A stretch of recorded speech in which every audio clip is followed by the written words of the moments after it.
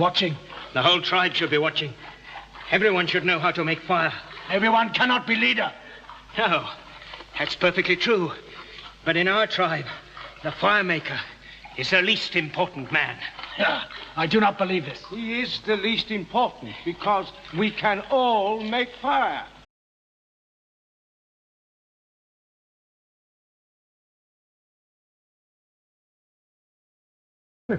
You want to bring in another expert, go over the tests again?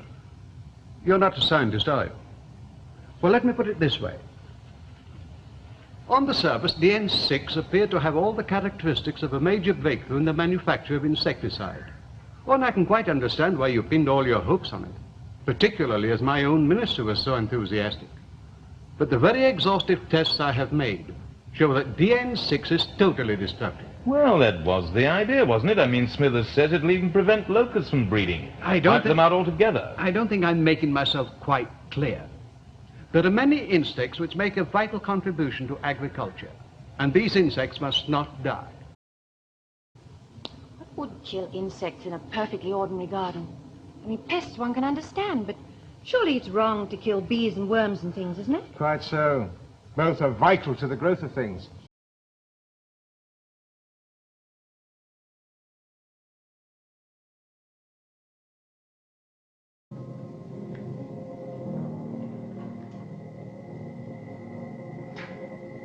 This used to be the People's Hall of Judgment. Fitting in the present circumstances, don't you think? Mr. Bennett, may I remind you that masks and robes such as you are wearing are only used on absolutely ceremonial occasions? Are you finished? Yes, I had hoped that you would continue. This elaborate plan must have been conceived for some reason. What? To save my life,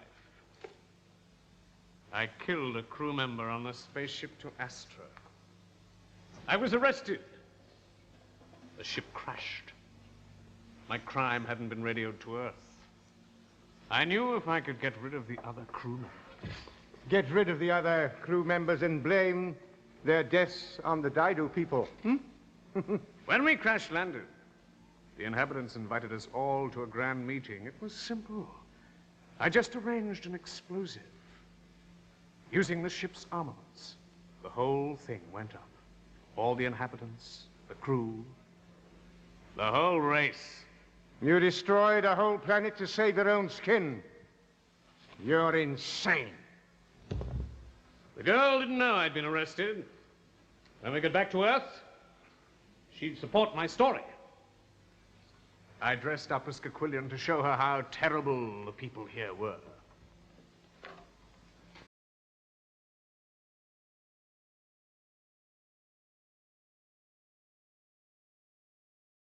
You'll be able to get everything down onto Refusis now. We'll manage.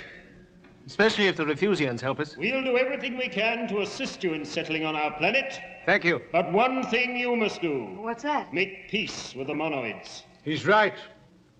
A long time ago, your ancestors accepted responsibility for the welfare of these monoids.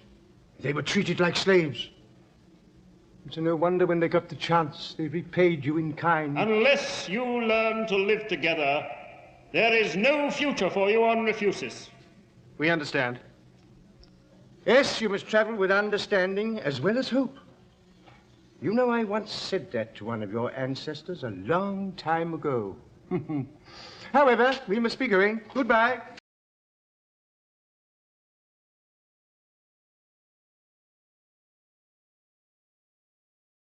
Do you require assistance, Doctor?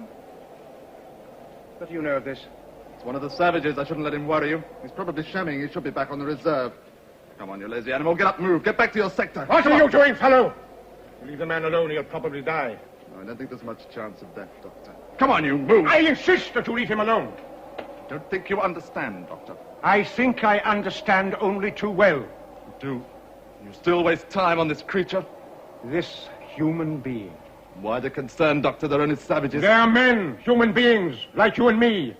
Although it appears at the moment that you're behaving in a rather subhuman fashion. I do not understand you, Doctor. You who have accepted our honors gladly. How can you condemn this great artistic and scientific civilization because of a few wretched barbarians?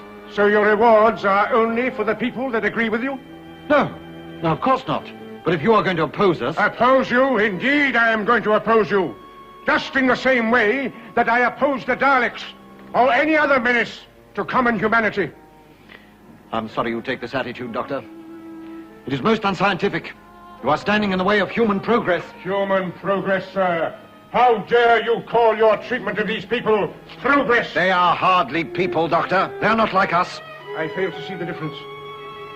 Do you not realize that all progress is based on exploitation? Exploitation indeed! This, sir, is protracted murder! We have achieved a very great deal merely by the sacrifice of a few savages. The sacrifice of even one soul is far too great. You must put an end to this inhuman practice. Where am I?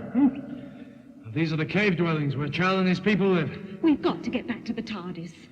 Oh, no, my dear, no, we can't leave yet. No, we've got a lot of work to do. Work?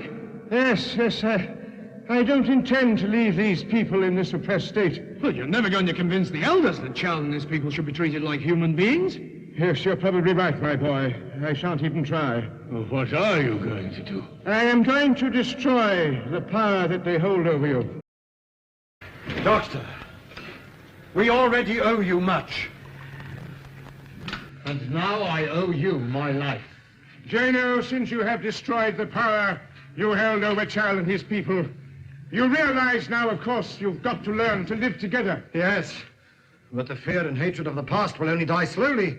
We need someone like yourself as a mediator until we have become one people. I see, but in my case, I'm afraid that is utterly impossible. The man we need must inspire trust. His judgments must come from his heart, even more than his head.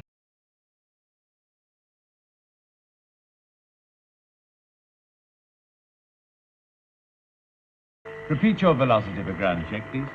Well, let's see. We have 18,250 at 132. Williams coming in.